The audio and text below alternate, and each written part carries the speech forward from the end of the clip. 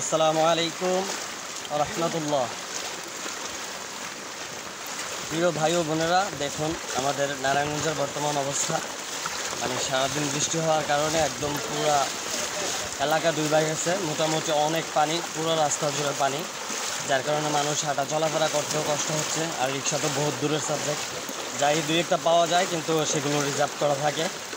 সেক্ষেত্রে অনেকটা ভোগান্তিতে পড়তে হচ্ছে নারায়ণগঞ্জের মানুষের।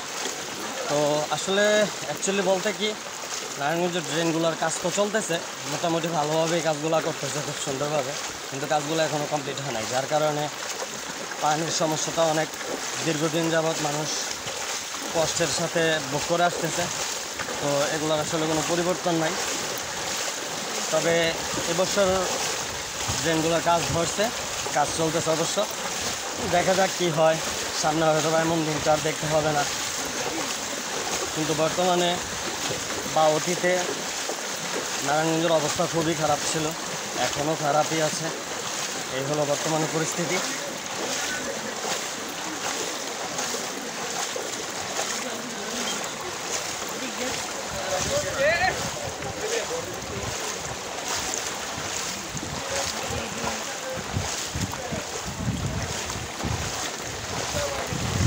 আপনাদেরকে দেখানোর চেষ্টা করছি যে বর্তমান পরিস্থিতিটা কত ভয়াবহ। আশপাশের লোকজন আসা যাওয়া করছে, টুকটাক এক দুইটা করে গাড়ি আসা যাওয়া করছে। এই যে দেখুন, মোটামুটি অনেক পানি।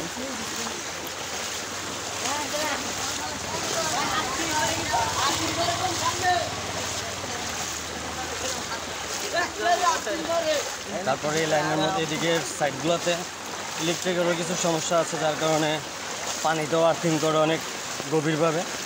আমরা তো ফার্স্টে খুব ভয়ই পেয়ে গেছিলাম, তারপর ভাবতে পারলাম যেটা আর্থিং, কোনো রকম দৌড়ে পালাই আসলাম আর কি।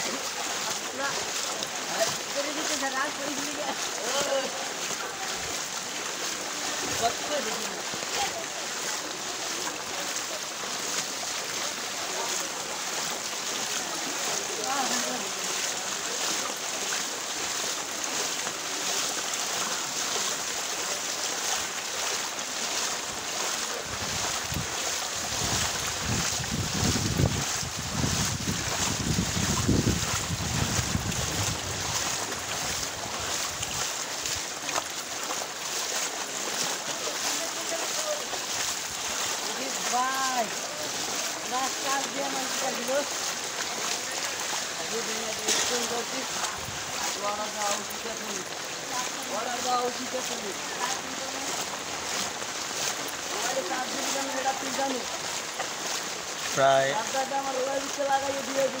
15 মিনিট যাবত হাঁটতেছি পানির উপর দিয়ে।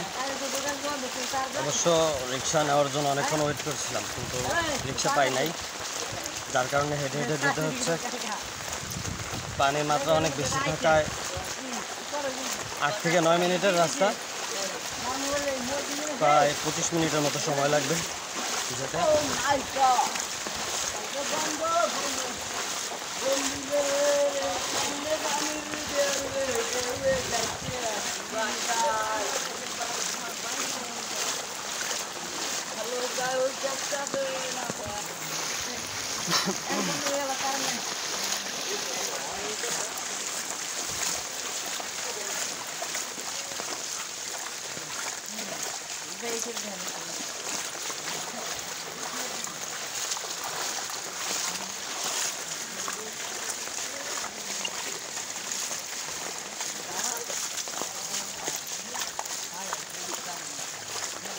এক্সের মনে করেন নারায়ণগঞ্জ শহর ভাইসা গেছে, তলাইয়া গেছে।